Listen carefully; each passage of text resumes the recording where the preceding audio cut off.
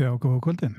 Bent Magnússon heiti ég og frá gítarskólanum.is og við erum svona að reyna að prófa nýja hluti hér þar sem við ætlum að blanda saman svona einhvers konar fróðleik og svona lögletu gítarspjalli og við viljum endilega fá þáttöku ykkar í því og endilega verið bara duglega að koma með ykkur spurningar hér að neðan sem að við munum vonandi sjá hérna, það kemur allt í ljós og svo fáum við góðan gest á eftir, það engin annar Bjössi Tór sjálfur og þar sem að margir nemendur gítarskólans eru svona kannski að fóta sín fyrstu skref á gítarbrautinni þá langar mig aðeins að fara í smá fróðleik fyrir sérstaklega fyrir þá og ykkur þarna úti sem að munu vonandi ná ykkur af því.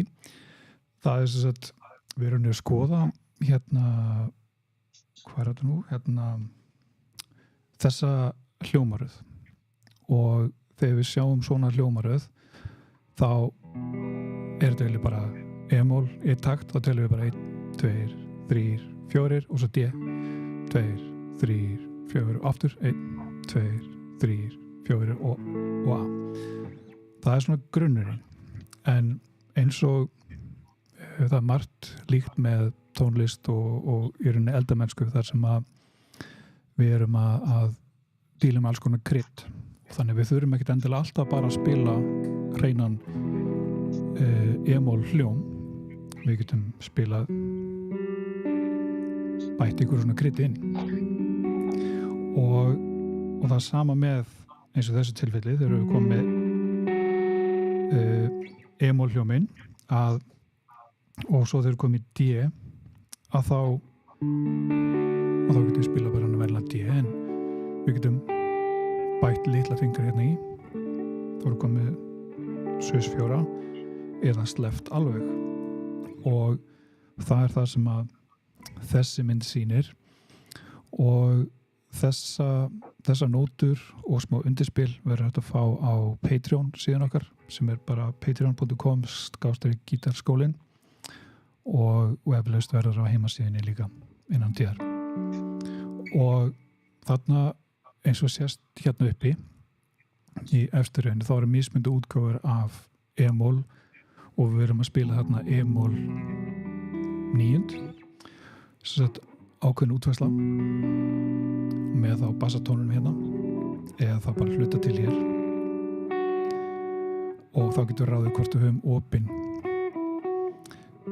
streng eða ekki og sama með D hér hérna erum við D og svo hérna í þessari línu hljómur 2 að þá erum við þennan hér og þetta er hérna gamli Queen hljómurinn og svo sleppum við bara alveg öllum á E-strengnum þá erum við komið sus-2 sama hér þau eru komið D sem sagt notum litla fingur hér þá erum við sus-4 niður í dúr og ef við kíkjum á neðstu línuna þá erum við með A-dúr hérna bara gamla góða hvernig sem við viljum taka þetta og ef við tökum svona þá erum við sus-4 og með opna strengina erum við sus-2 þannig ef við prófum að spila þetta aðeins og leika okkur aðeins með þetta byrjum bara mjög einfalt og bætum aðeins svona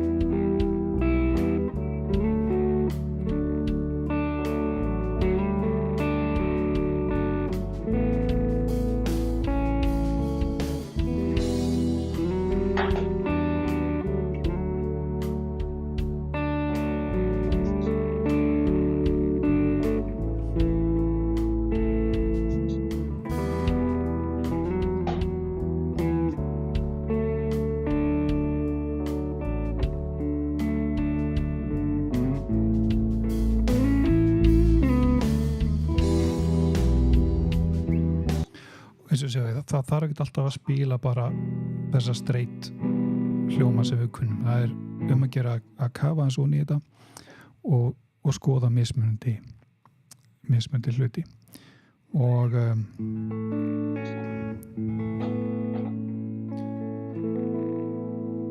já, það verður gaman að heyra hvað Bjössi hefur að segja suðsljóma og þessi krydd. Eins og ég segi, það eru náttúrulega mismunandi nótur sem við getum notað og við erum að eins og hérna þá erum við að nótera bara að við sem að telja bara spila með bara ok, það er 1, 2, 3, 4 1, 2, 3, 4 2, 3, 4 1 þannig að glöggi hlustendur heyra það að þetta er ekki alveg akkurat svona heldur þessi hljómur, D-hljómurinn hann kemur aðeins á undan og þannig að E-hljómur kemur einum 1, 2, 3, 4 og kemur D-ið aðeins á undan og svo kemur D-ið á fyrsta slagi hvað er hérna og svo kemur A-hljómurinn hérna rétt á undan og við erum að telja bara þannig að prófum þetta 3, 4 og 2, 3, 4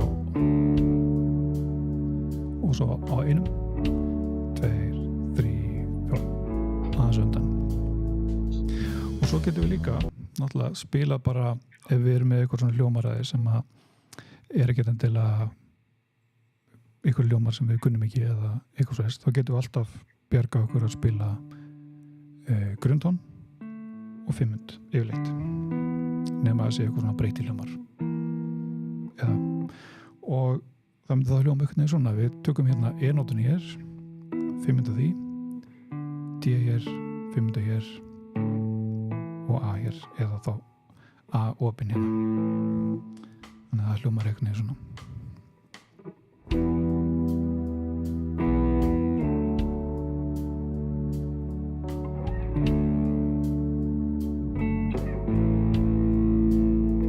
og svo getur haft ykkur rytma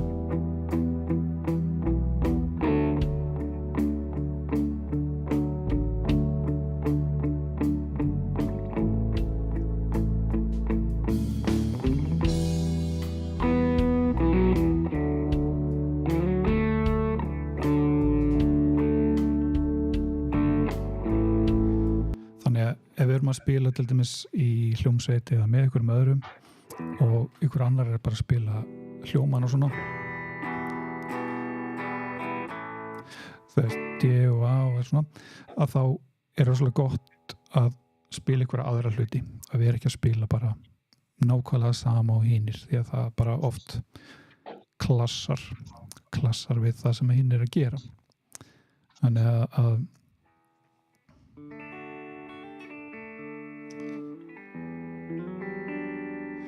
og já, þannig að við kíkjum með þetta og ég býð eftir að Bjössi gerir sér kláran fyrir að mæta í setið þá erum við bara good to go eftir smá þannig að skoðum þetta aðeins betur þannig að hérna nótnablaðir hér og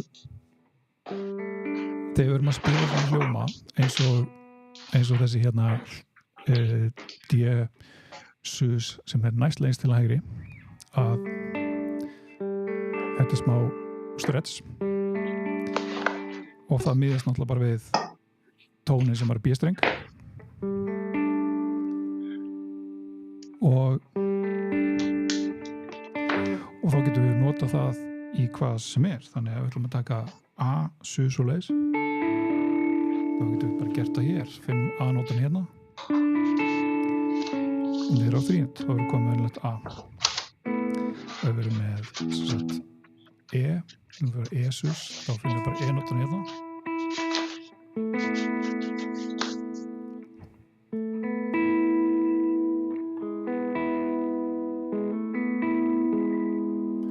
og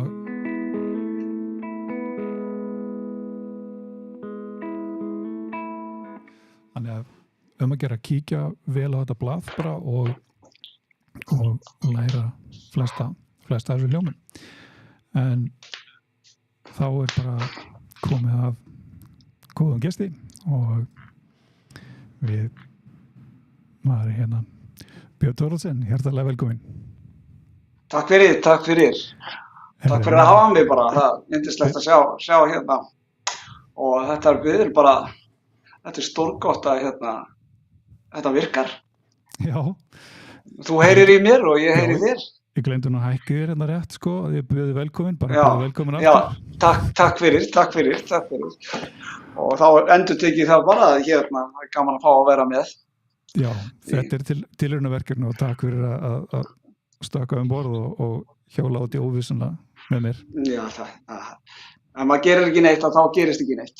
Það er svolítið þannig sko. Það er svolítið þannig. Já, nákvæmlega. Heyri, það er alltaf, það gustar alltaf að þér, það er alltaf ykkur verkefni í gangi? Já, alltaf eitthvað. Núna er stór afmæli gítarveislunar þinnar, handa við hornið? Já, akkurat og búin að vera svona aðeins í gangi í þetta árið, það er 20 ára afmæli og ég er búin að halda þessari gítarveislu út, í 20 ár og þetta að loka tónleikarnir verða 27. september og þá eru tvær af svona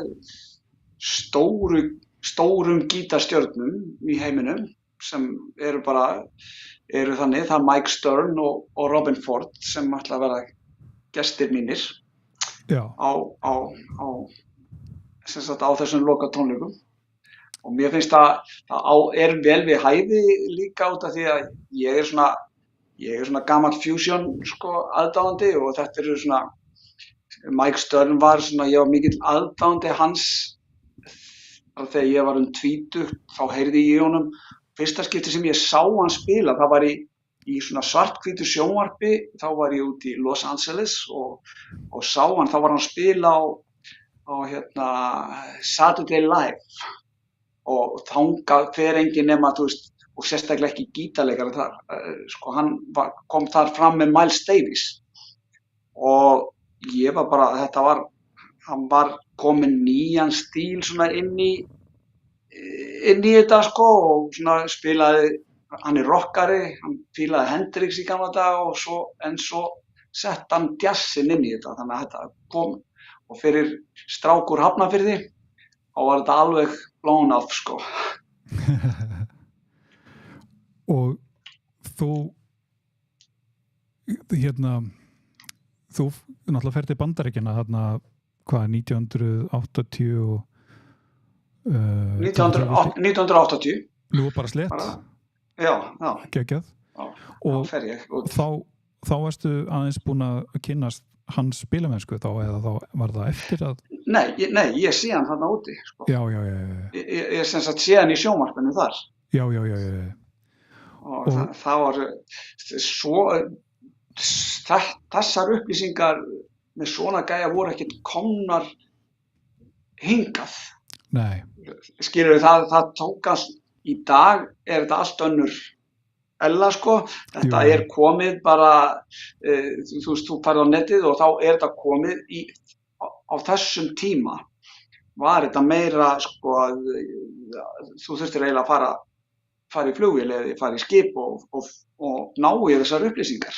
Já, panta plötu og vita hvað þú átt að kaupa og bíði 3 mánuði. Já, það var alveg hygglust, sérstaklega svona einhverjar plötur með einhverjum amerískum jazzgítarleikara, þær voru ekki til í fálkanum, Nei. Það er enginn sem sá hag sinn í að flytja þær inn. Samt voru plötubúðir hérna, þær voru duglegar að fylgjast með og svona, það var ekki það, en það bara markaðslega var ekki sniðugt. Nei. Og úti þá kynnustu Robin væntanlega líka. Já, hann var svona, Robin þá var hann að byrja að vera svona, hann hafði verið að spila með George Harrison, ekki í Beatlunum, en George Harrison, það var svona frægur túr sem George Harrison fór eftir að Bítlarnir hættu og svo kallar Bangladesh túr og Robin var í því bandi. Já. Bæði sem söngvari og gítarleikari og og þegar ég að koma þarna út þá hann orðinn svona vel þekktur. Ég hafði aldrei heyrt minnst á hann og hann frekar svona strákslegur, þannig að ég held að hann var bara einn af nemendanum þarna, hitt hann þetta og þetta var svona, skólinn var svolítið mikið af göngum og svona mörg herbyggi og svona, þannig að ég man alveg eftir því sko. En svo þegar hann byrjaði að spila þá sá maður alveg að hafa töluverður munur á honum og mörgum nemendum sko. Já. Svo náttúrulega hann náttúrulega var í fjölskyldubandi, það bróðir hans alveg svakalegur munnharpuleikari og hinir líka. Já, og einmitt og ég var svo heppinn að ég kynntist bróðir hans trommuleikanum líka. Já. Þannig að ég svona kannast aðeins við sömu ár fjölskyldinu og hann var alveg yndislegur frábær trommuleikari og ég var kynntist honum þannig að hann var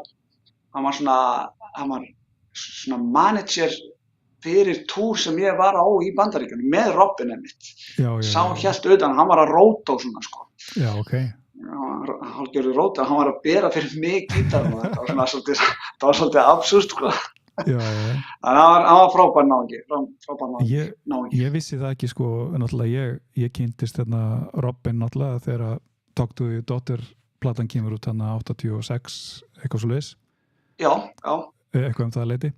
Og ég hafði ekki hugmynd náttúrulega fyrir tíð internetsins og erfitt að fá þessar upplýsingar og það var bara að tala um Robin og eitthvað svona en ég vissi ekki að hann ætti þessa bræður og það var ekki fyrir en að ég var að spila á Hróaskildu eitthvað 92 og við förum í eitthvað plötubúður og það sé ég Mark Ford Band og Robin Ford og ég bara keypti þetta og þetta var svo í spilarunum bara næsta árið sko.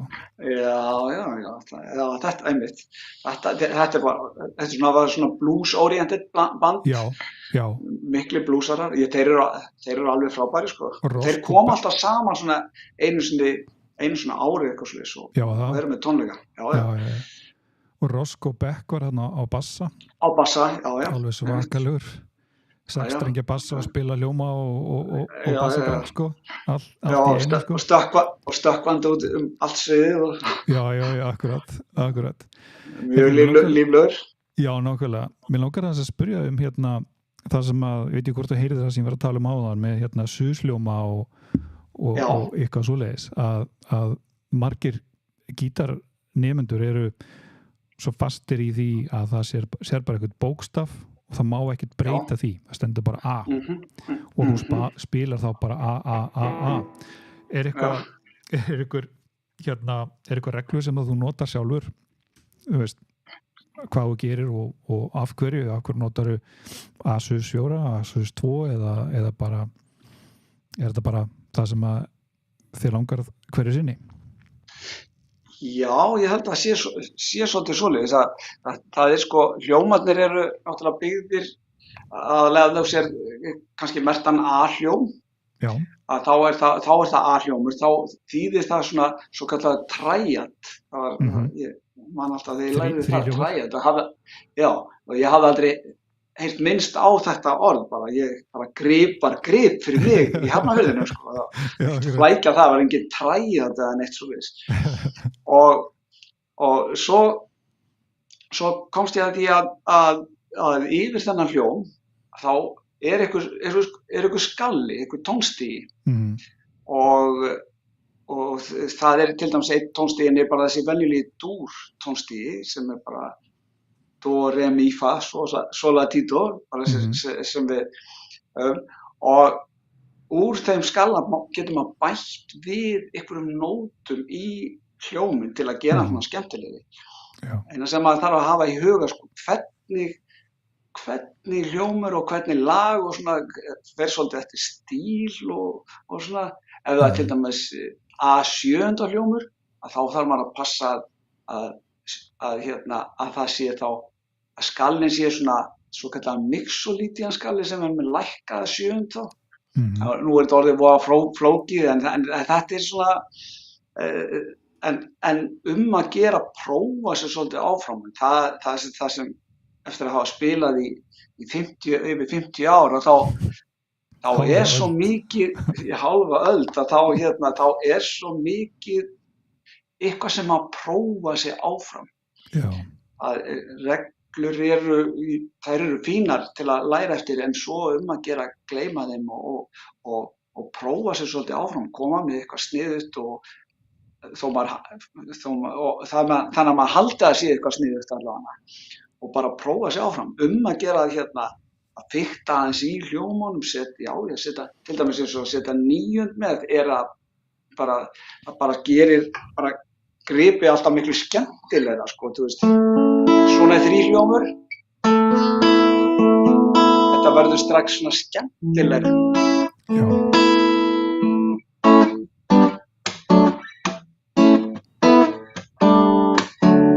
Svona stærra fyrir vikið og svona, sko. Þannig að bara maður á að prófa sig áfram og það eitt af því sem ég held að sé ágætt fyrir svona gítarleikara að gera jafnvel þegar þeir eru að byrja og ekkert langt komnir, að það er bara að byrja að semja og búa til lög. Ég man að ég gerði það, en það var líklegast út af, ég var neyddist til það þegar ég gat ekki pikka lögin upp, eitthvað svoleiðis. Og bara bjó ég til mín eigin lög. Já, akkurat. Það var oft, sko, þegar ég var að hlusta á svona, að því svona fljótlega fór mér að finnast jazz svolítið skemmtilegur og svona áhugaverður. Og það passaði ekki alveg við gripin sem ég kunni. Þannig að það var oft erfið, ég þurfti að láta nálinn á plötunni oft fara mörgum sinnum á og ég veist ekkert hvað fjandann þeir voru að gera þarna. Hvað var þessi kvætti svona jazzbakteríuna hjá þér? Það voru margir pólar. Ég held að ein hafi verið, sko, þegar ég var polli að þá átti ég vin sem hét Steini og pabbi hans var einn af þekktustu trommurleikarunum á Íslandi, Guðmundur Steingrímsson. Já, já. Og einhvern veginn að þá sótti ég svolítið í það að koma þangað og það var verið að hlusta á jazzplötur og svo var hann stundum að það var með trommusett út í skúr, út í bílskúrnum og hann tók stundum í það og var að sýna okkur hitt og þetta og ég held að svona að það, svo sá maður hann kvöldi kannski í sjónvarpinu.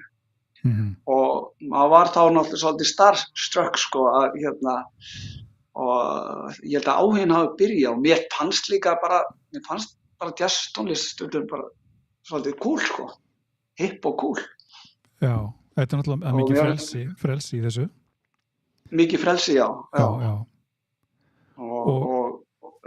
Og ég, en svo, þú veist, ég alveg eins mikið rockið og svona, en mér fannst þetta challenge, ég vildi svona prófa að fara lengra og fara aðeins út fyrir þæginda ramman. Og ég meina, það tók sinn tíma að finna þetta allt upp. Já. Svona að reyna að læra á þetta, sko, því að það voru kannski engar bækur og það var eiginlega enginn sem gat sótt í þannig til að fá upplýsingar. Þetta er svona tiltölulega sjálfmenntaður þangað til ég fór kannski út til Bandaríkjanna. Já. Það er náttúrulega til svo óbóðislega mikið af kennsluefni núna og bókum og vídeóm og allt það, sko. Já. Það getur líka verið erfitt að finna það sem að hendar, sko. Og maður eftir að taka bara svona þetta úr þessari bók og þetta úr þessari bók og einhvern veginn finna sína leið í gegnum frumskóginn, sko. Og oft líka að fólk að spyrja, sko, þarf ég að fara í tónlistarskóla til þess að læra, sko, hvað segirðu við því? Ég er með svar. Já, mitt svar er alveg hygglust það að vera í tónlistarskóla, það hjálpar til, það styttir tíman, það er bara, ég fór í gegnum að hlusta á plöturnar og reyna að búa þetta til, reyna að finna út gripið. Hefði ég verið kannski í tónlistarskóla og hjá einhverjum gítarkennara eitthvað svoleiðis, þá hefði hann getað sagt mér bara á einni núleitni, þetta svona. Já. En þetta tók mig kannski 2-3 mánuði að finna að þetta væri svona. Einmitt. En þá fór það rosalega djúpt, sko, þegar þú hefur, það er eitt það, sko, það er að ef þú hefur rosalega mikið fyrir hlutunum, þá er eins og það límist alveg við þig, sko, en þá bara þessi jazzlög sem ég lærði á þeim tíma, sko, sem unglingur, þau eru alltaf hérna, þú veist, ég get alltaf spilað þau verður aldrei tekið frá mér, sko. Nei, nákvæmlega. Ég segi oft, sko, þegar fólk er að spyrja á þessu, þá segir þú getur farið í þjóðabóklegan og lært allt það sem það er til læknisfræði í rauninni. Alla bækurnar eru þarna. En það að hafa rökrétt framhald og þessa tengingu, þú ert að læra þetta fyrst og svo kannski þegar komin þangað, þá er spurningum hvert allar að fara og það styttir leiðina eins og það segir, sem er ótrúlega áhugavert. Já, spara einmitt. Já, en svo spara gríðarlegan tíma, sko. Já, en svo aftur á móti að sem kennari þá finnst mér svolítið mikilvægt líka að eins og við báðum náttúrulega byrjum bara að reyna að píka eitthvað upp og gera það bandvittlust og svo verða réttara að við lærum þá með ákveðnum öðrum hætti heldur en fólk sem kannski bara tekur upp bók og bara já, svona er þetta eða horfur eitthvað vídeo, þú ert ekkert að hafa fyrir þessu ákveðin hátt og þá vantar kannski hlustun. Já. Heyrðu, er það skemmtilegt ég held að það sé mjög mikilvægt einmitt að það er að hlusta og fá upplýsingarnar svoleiðis, ekki að lesa bókina og fara svo að spila. Akkurat. Já. Heyrðu, það sem við erum að nota svona nýja tækni og við erum að prófa okkur áfram með þetta og við erum búin að hvetja fólk til þess að koma með spurningar eða komment og eitthvað svona. Og sjá hvort að ég geti gert hérna. Hérna er ykkur búin að skella inn kommenti. Nærðu að lesa þetta? Já. Nei. Ok, það er svona börn sem segir ég kann ekkert á gítar. Ég er einmitt að fikta eins og Björn segir. Samt eitt bút í lag í gær og er að hljóma eins og fólk hippokona in the 70s. Maður er samt á tilfinningur maður þurfi leyfi frá æðra valdi að fikta svona. Þetta er góða punktur. Þetta er skemmtileg input. Já. Takk fyrir þetta maður. Þetta er mjög skemmtilegt. En þetta er nefnilega mér finnst þetta er bara geggjað. Þetta er að prófa sig áfram og kannski er þetta sko maður vanmetur stundum sko það sem maður er að gera þegar maður kemur alveg ferskur að einhverju sko. Kannski kann lítið og er svona ungur og svona, að þá er maður að gera skemmtilega ferska hluti sem engin eins og bara þetta er svo saklaust, það er bara eins og barni, það er algjörlega saklaust af öllu sko. Já. Það hefur enga fordóma og þess vegna þetta er nefnilega, I like it sko. Og ég segi það sko að þegar maður var unglingur og þegar ég var að byrja að þá ég var alltaf að rembast að búa til ykkur lög og svona og það eru nokkur lög sem ég er alltaf að spila sem eru bara búin til á þessum tíma. Já. Og eiginlega lagið sem fór eiginlega bara lengst sko sem ég kalla eiginlega Hamarinn, The Hammer, það var tekið upp út í Nashville og hverjir voru að spila með mér það lag sem þá var ég 14 ára, það var Tommy Emmanuel, Robin Ford á kassagítar, rytmagítar og Jerry Douglas á annan gítar og þú veist þetta var liðið sem var að spila þetta lag sem ég bjóð til þegar ég var 14 ára og það er nokkuð óbreytt og þetta er miklu betur spilað kannski svona tæknilega spilað en ég gerði það en ég á en hugmyndin nákvæmlega svo sama og ég á þetta á kassetu sem sagt þegar ég tók þetta upp á kassetuband þegar ég var 14 eða nei, ég held ég hafi verið 12 ég var 12 ára. Já. og það sem ég segi bara go for it og prófa allt, jafnvel tóma og ekkert að bara gera lítið úr því því að þetta bara prófa að semja og búa til. Það er svo mikið hluti af því að spila á hljóðfæri. Já, nákvæmlega. Og ég meina eins og áður en ég fór sjálfur í tónlistaskóla þá man ég var að spila í bandi sem að vorum að spila Spinning Wheel með Blood, Sweat and Tears. Og millikablin er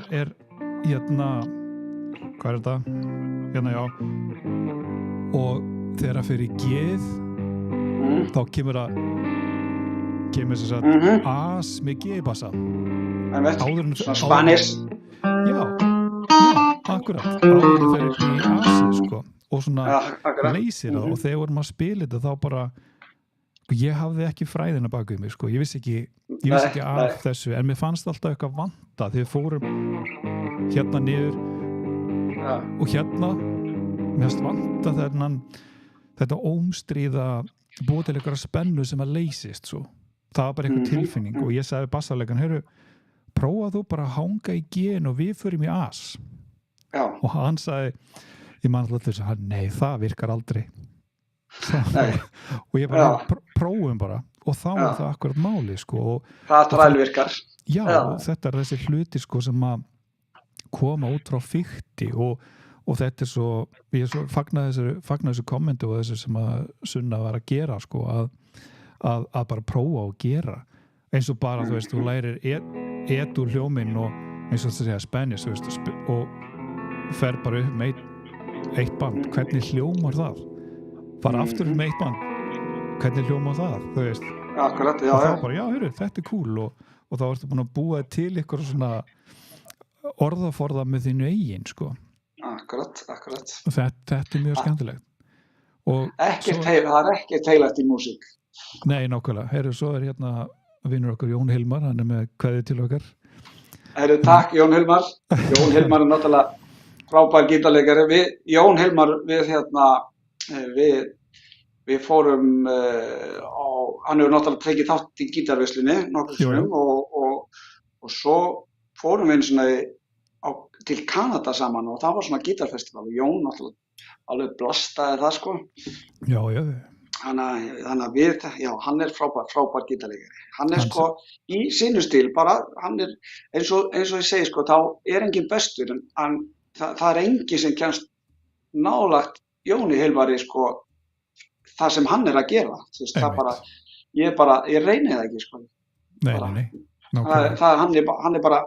Hann er þarna, sko, og það er svona, ég veit ekki, það er svona rock, bluesy, fusion stíl, ég veit ekki hvaða stíl það er, en það er svona, ég heyri alltaf svona country í honum líka, hann hefur þessa country-tækni, hann blandar svo öllu saman. Já, mjög fjöllega cool, mjög, já. Og hann talar hérna að við lúkjum vel í sjónvarpinu, ekki rukka sem segir hann. Takk fyrir það. Það er þannig.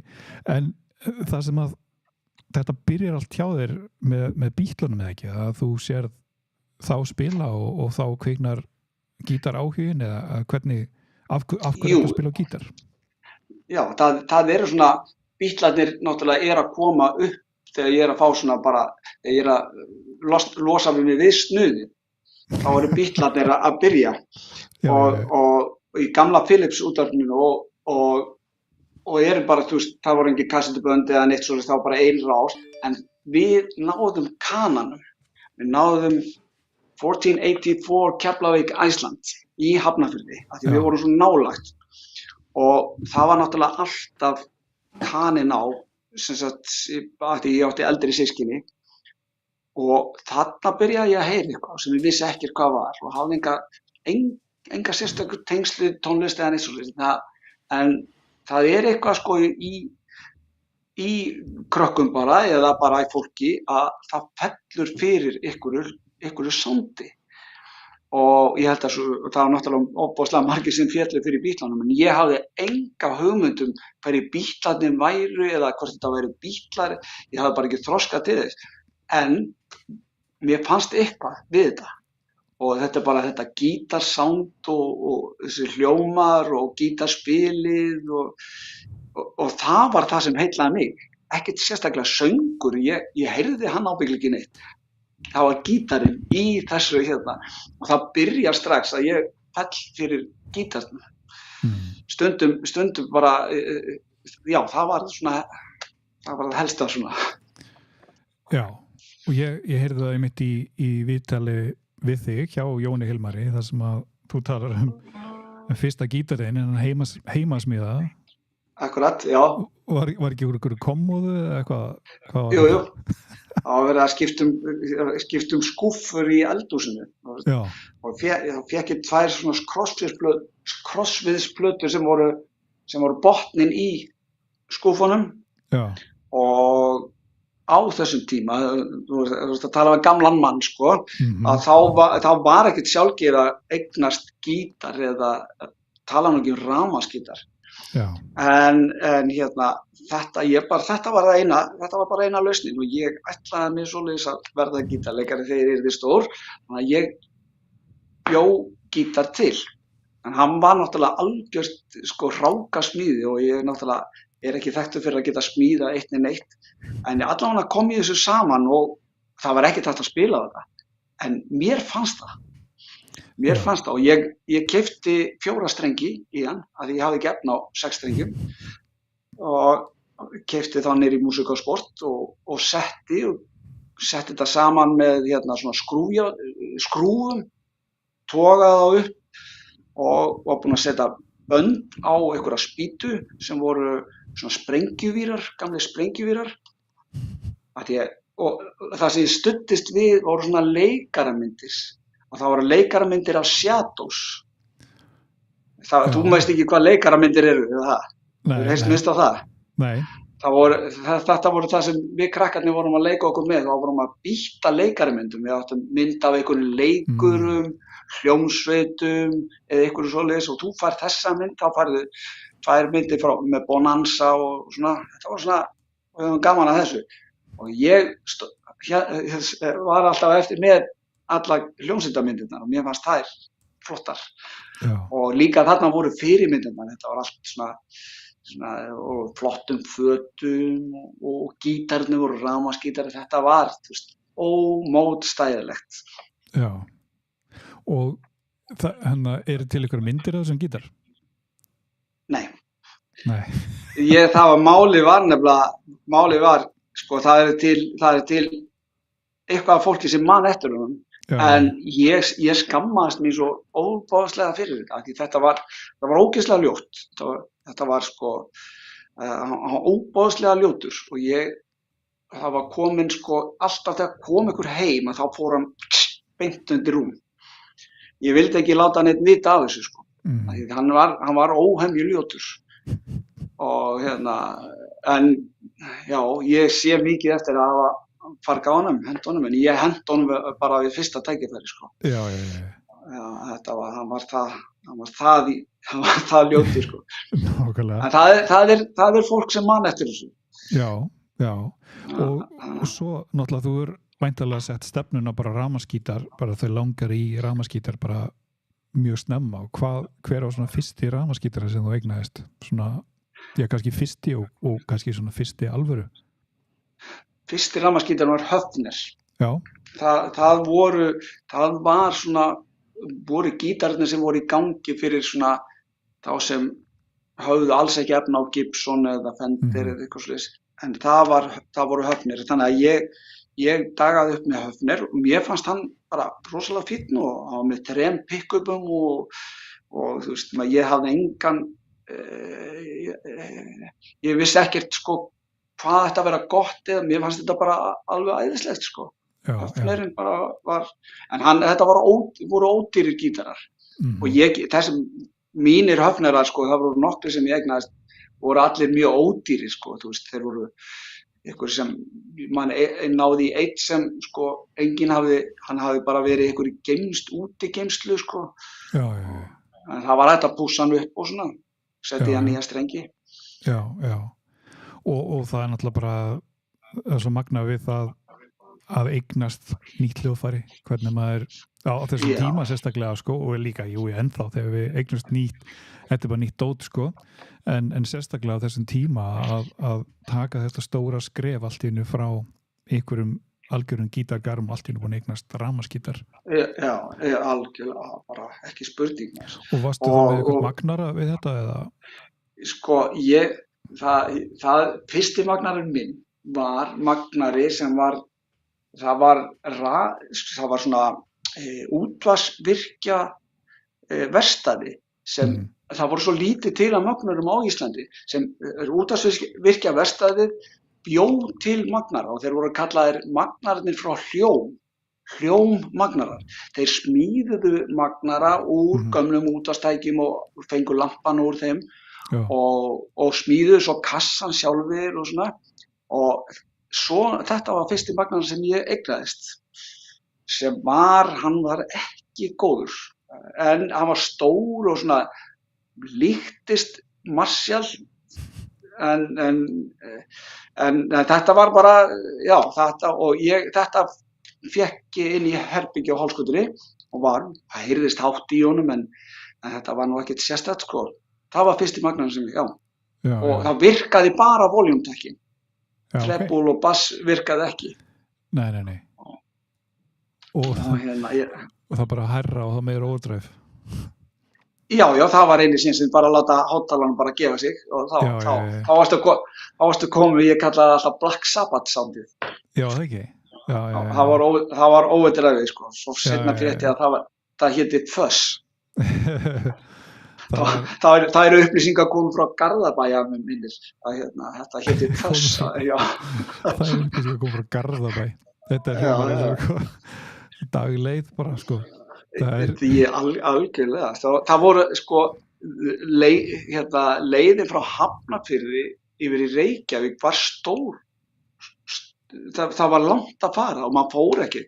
Þú veist, ég fór ekkert nema að hafa bara mikla ástæðu til að fara inn eftir og ég man alltaf til fyrstu en maður orðin svona 12 ára eitthvað svoleiðis að þá vorum við náttúrulega búin að stofna hljómsveit í Hafnarfirði í götunni, það var allir teknir til og við vorum að spila í skúrum og kjöllurum og ég veit ekki hvað og hvað, prófa sig áfram og ég man alltaf til fyrstu ferðinni í Reykjavík að þá hafði ég heyrt stráka sem voru svipuðu reki og við og þeir eru með æfingapláss og þá fór maður, pælti því, þá fór maður með Hafnarfjarðarstrætó, bláa Hafnarfjarðarstrætó inn í Reykjavík og labbaði kannski sko í hálftíma, klukkutíma og hékk fyrir utan eitthvað æfingapláss þar sem einhverjir aðrir voru að æfa, ekki til að fá að fara inn, því að þér var ekki hleypt inn, heldur bara vera fyrir utan og hlusta.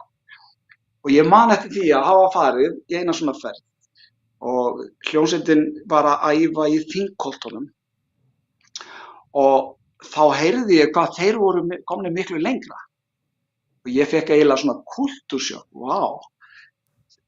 Sko, Hafnarfjarðarhljómsveitin og Reykjavíkurhljómsveitin, þannig að þeir voru bara nær, þetta var eins og sko New York og eitthvað sko einhver minnistaður í Bandaríkjunum að fara til New York að þar væri allt að gerast.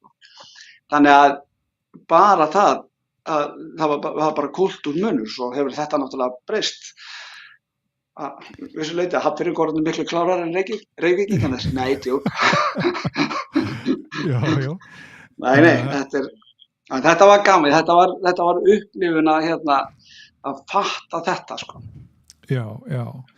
Sko ég segi þetta bara sama sko með þú veist þegar maður var að byrja þá var miklu minni afþreying sko og það eins og þú sagðir held ég í viðtalinu við Jón Hilmari mitt að þau bara þið hefðu hóað saman í hljómsveit bara með krökkum úr götunni sko.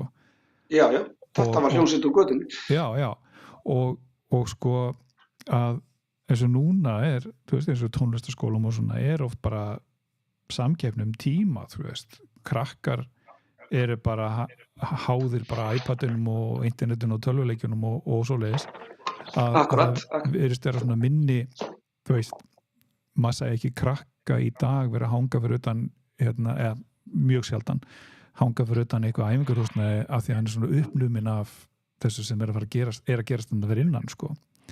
Nei, miður, alls ekki. Nei.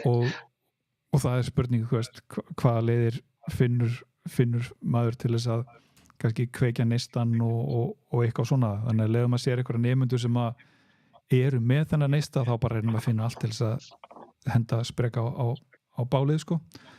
Já. Og svo ertu hvað? Ég er að spá í sögun og svona í stuttu máli að þú ert komin hérna í hljómsveitarstörf, komin með rafmagnsgítarinn og áttarði á stóru strákunum í Reykjavík og fer svo að spila með eitthvað þeim og svo hvað rekstu á gítarplayer og þar er Musicians Institute eða GIT, þannig Guitar Institute of Technology og þangað bara ferðu Hafnfirðingurinn litli. Algjörlega. Ég sá þessa auglýsingu bara og ég man alveg hvar ég keypti blaðið, það var nýr á Hlemmi. Já, okay. Það koma alltaf nokkur blöð á Melody Maker og svona, svo koma alltaf gítarplayer, og eitt blað á gítarplayer og þetta bara las ég eins og bara, það var bara biblían og las hvert einasta orð bara, mér fannst allt bara æðislegt og myndirnar og wow og sé þessa auglýsingu frá GIT, Guitar Institute of Technology. Já, þetta er flott, þetta er svona stórt nafn líka sko. Já. Þetta er svona og ég bara já, akkurat, einmitt og ég bara þarna kom viljinn viljakrafturinn og það bara ég ætla að fara þarna. Ég ætla að fara þangað og það tók mig alveg sko, ég sé þessa auglýsingu og eftir 2 ár er ég komin þarna. Það tók mig samt þennan tíma, ég fór ekkert á morgun en ég vann alveg bara stöðugt í þessu því að það þurfti að sko fjármagnið, þetta kostaði náttúrulega hauga pening og svona allir sápakki en já, það var mjög gaman, þetta var ótrúlega, þetta breytti raunverulega bara lífi mínu algjörlega, þanniglega sko. Já, ég trúi því. Að gera þetta sko og þetta var ekkert alltaf auðvelt og þú veist, maður fekk alveg hvað bullir í gangi með, ég hef ekkert að gera þarna og eitthvað svoleiðis en svo bara standa sig. Er það ekki rosalega hollt líka bara fá þetta svona spark í rassinn sko og maður er svona maður fer að miða sig við ykkur aðra og þá bara sér maður maður getur farið svo miklu lengra það sem maður er komin horfa kannski jú, einmitt bara að líta á allt positíft í sambandi við þetta, þú veist að það er bara heil bók en ég held að það mætti kannski bæta við sko að ég held að skipti líka þegar þú ert ungur og að fara að pæla í svona hljóðfæri að þá maður á að láta nemandann eða þann sem er að læra ráða svolítið ferðinni sko, sumir það var hægt að segja við allt mig sko, þá gerði ég það en það er ekkert allir þar og það er ekkert allir sem ætla að fara þá, það er svona bara að leyfa svona ekki að vera með þrýsting, ég held að það skemmi og ég er alveg viss að ef ég hefði fengið ómikinn þrýsting sko, þá bara hefði ég bara farið í bankann með pappa bara. Já, akkurat. En skilur að ég held nefnilega það sem maður er að lesa út úr unga fólkinu í dag er að það er svo mikla kröfur á. Jafnvel þó við fáum rosalega mikið upp í hendurnar og svona, þá gerum við rosalega kröfur til þeirra. Og þú ætti að vera þarna á íþróttaæfingu, þú ætti að læra að vera á gítar eða bara í þessu og þú svo að taka stúdentinn og svo fer í læknisfræðina og meðan eftir í körfuboltanum líka og þú ætlar ekki að vera atvinnumaður í þessu líka óbóðslegar kröfur að gefum okkur séns bara á að anda bara njóta lífsins líka. Já. það eitt í þessu, það svo margar víddir á þessu og eftir því sem maður eldist þá maður að sjá það að það er engin leið rétt. En það náttúran, hún öll sitt og hvað, þú veist, það enga beina línur í náttúrunni. Akkurat. Og ég meina, maður fær oft spurningar hjá foreldrum, hvað á barnið mitt að æfa lengi á dag, þú veist. Já. Að vera hálftími, klukkutími, 2 tímar. Já. Og ég segi alltaf bara, þetta snýst að hafa gaman, sko. Þetta snýst nefnilega þá að akkurat. Það alveg svo að þú veist í fótbol. Já. Nei, ef þið tekið leiðilegt á fótboltaæfingu, ekki þá gera eitthvað annað, sko. Já.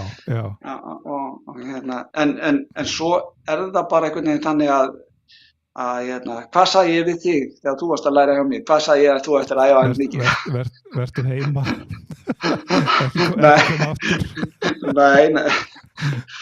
Nei, en ég hef örugglega sagt eitthvað þegar ég var að kenna, sko, að maður ætti að æfa eitthvað eins lengi, sko, en það engar reglur eða neitt svoleiðis, bara eins og þarf sumir æfa sig aldrei og sumir æfa sig mikið.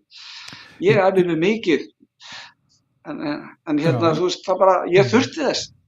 Ég man eftir þessu bara, núna þegar þú talar þetta, sko, að þá komstu svolítið með þessi fræði úr GIT, sko, og ég man eftir að þú skrifar upp svona æfingaprógram, þú veist, það eru tónstigar, það eru hljómar og það þetta.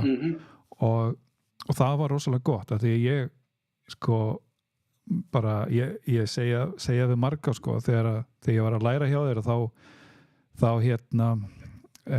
fór ég alltaf heim með skotti milli lappana, sko, fannst ég ekkert geta, bara sko, á jákvæðan hátt, skilur.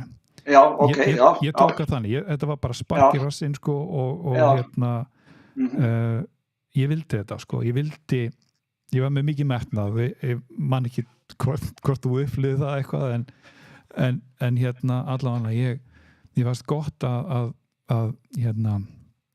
upplifa það að ég þyrfti að æfa mig og þannig ég æfði mig milli tíma og þannig að það var rosa gott að fá þennan svona struktúr, sko, og eins og þú gerðir kannski úti, þið fekk þessar leiðbeiningar, ég treysti þér að þú veist að segja rétt á góða hluti og svo var þessu fyllt eftir á þú veist jákvæðan og ég sá árangurinn af því, sko, þannig að það rosa gott, sko, en svo einhvern tímann komst ég eitthvað svona æfingaprógram sem hjá einhverjum sem ég fór í tíma hjá einhverjum sem var í GIT og fekk ljósritana af einhverjum kennslefni og það voru æfingaráætlanir sem voru alveg 3 klukktímar og ég fylgdi því bara to the letter, sko. Í svona 3 mánuði og það var 15 mínútur þetta og 15 mínútur þetta og 5 mínútur pása og ég fór á einhverja hárkrislistofu og keypti eitthvað svona timer, svona permanent timer eitthvað eins og var verið að nota, sko, þannig ég geti gert þetta allt mjög nákvæmt, sko, 15 mínútur sett inn og eitthvað svona. Framfæriðnar eru alveg stjarnfræðilegar en höndin fór í hass, bara var ónýtt af því að ég gleymdi réttri handstöðu og þá var ég ekki í námi hjá neinum kennara sem að gat kannski sagt við mig ekki gera þetta því ég vildi fá mikið space milli og var að teygja og þú veist, var með fáralegar handstöðu þannig að þarna kemur aftur mikilvægi þess að hafa kannski réttar upplýsingar og kappið fara ekki með manni í gröfuna, sko. Nei, það einmitt, það akkurat. En svo líka, sko, kannski gítarkennarar eru ekki sérfræðingar í, þú veist, þeir hafa kannski reynsluna, sko, þú veist, eins og kannski bara þegar þú veist hjá mér að þá hef ég kannski aðeins meiri reynslu, ég er komin lengra, ég er eldri, ég er búin að fara gegnum þetta og ég var svona bara alveg heiðarlegur með sem sagt að hvað ég kynni, en þú veist, svo þróast maður og bara eftir að, þú veist, að hafa kennt, þú veist, ég kenndi ansi mörg ár og að þá lærði maður líka svo mikið, þú veist, að hvað virkar og hvað gott að gera og hvað það líka bara að það sé svona ákveðin ánægja hjá, sko, þetta ekki bara að ég sem kennari sé að píska einhvern áfram eða eitthvað svolítið. Það á líka að vera ánægja sko, hjá nemandinn á að finnast hann vera að gera vel og yfirleitt, ég er búinn að sjá það bara gegnum tíðina að við fyrir að hugsa gegnum þennan tíma að þá sá ég alltaf í hverjum einasta nemanda, það einhver snilligáfa alls staðar í öllum. Það var alltaf eitthvað sem einhver nemandi gat gert miklu betur en ég. Einhver einn hlutur sko, svo gat ég kannski gert einhver aðra, en það við öll höfum einhverja pínulitla snilligáfu sko. Við erum betri en einhver annar í einhverjum pínum. Ég bestur að reyma skó fljótast til þess eða eitthvað svoleiðis. Nei. Já, við erum einstök.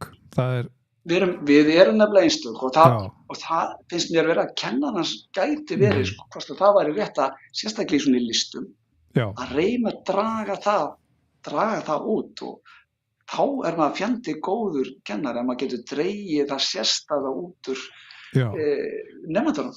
Nákvæmlega. Alveg eins og að við erum að tala Jón Hilmar, ég heyrði það strax sko, að hann var að spila svona, hann hafði country-likkin sko, hann massaði þau miklu betur en bara allir aðrir sko. En ég hafði kannski ekki þekkingu og vit á því á þeim tíma bara, til að ýta honum út í það. Ég hef örugglega sagt það við hann samt sko. Já. Það mjög góð punktur hérna sem að kom þættinu við borist bréf eins og það sagt hérna Sunna kemur átti með hérna að allir eiga að vera framúrskarandi sem ekki hægt, segir hún. Já, nei, já, ok. Þú veist, eins og það alltaf svona, þú átt að vera færa læknin og átt að vera landslistmaður í fótbolta og körfubolta og í sundi og bestur á gítar og fá þetta og hitt sko. Að það þessi pressa sko sem við varst til dæmis að tala áðan sko, að við kannski höfum ekki tíma til þess að vera bara og oft ég með nemendur sem eru á alls konar náttúrulega mikið af fólki sem kannski svona 40 plus 40 til 60 kannski og sumir eru bara út úr stressaðir og bara þola ekki vinnuna skilur þannig bara að deyja úr stressi og það sem það bara elskar, það bara að spila eitt hljóm og svona hálfur bara núvitund sko, þannig að mér og svo það mitt spurning líka, hvernig allar að fara að skilgrina sko success, svona árangur og það fyrir hvernig að gera það sko en mitt markmið það að njóta dagsinn sko og njóta þess sem að gera, og gera hluti skemmtilega og ég reyni að gera það reyna, eins og þú segir með nemendur sko, að finna hvað neistinn í þessum og hvernig get ég hjálpað því sko, en ekki eins og hún að segja sko, að ég allar er framúrskarandi, það ég meina eins og bara eitt gott dæmi, ég var að kenna strák sem er í Of Monsters and Men og hann vildi svona fara á önnur hljóðfæri líka og fjölskyldan hafði svona pínur ágjör að því sko að hann væri þá að missa af lestinni á gítar en þá segir maður bara heyrðu þú veist þetta gerir hann bara að stærri meiri tónlistamanni ef áhuginn liggur þar þá bara elda það alveg heiklust og ég meina það er líka svo skemmtilegt að ég meina að sjá þessa hluti sko hvernig ég bara átta með því daginn að þú veist gítarinn er bara eitt verkværi í kistunni sko já það eru mörg önnur hljóðfæri þarna og gítarinn akkurat talandi það, spilarðu á fleiri hljóðfæri en gítar? Nei, ekki það ráði, þú veist, í gamla og eitthvað sko, en það er bara, ég er bara með svo, ég fæddist bara með þessa óbúslegu gítardellu, mér finnst það bara flottast og finnst það ennþá í dag, þannig að ég hef alveg verið laus, langar ekki til að vera á öðrum stað en þetta er bara frábært. Þetta er bara helviti gott. Já, nákvæmlega. Jú, þú veist, gegnum alla hljómsveita tíðina náttúrulega hefur maður verið að glamra og hitta á þetta, þú veist, trommur, bassa og eitthvað pínlítið á píanó og svona, en þú veist, það er aðrir sem kunna á það. Ég sé hitt. Þannig að eins og þegar þetta semja, það er alltaf bara á gítar. Alltaf á gítar. Já.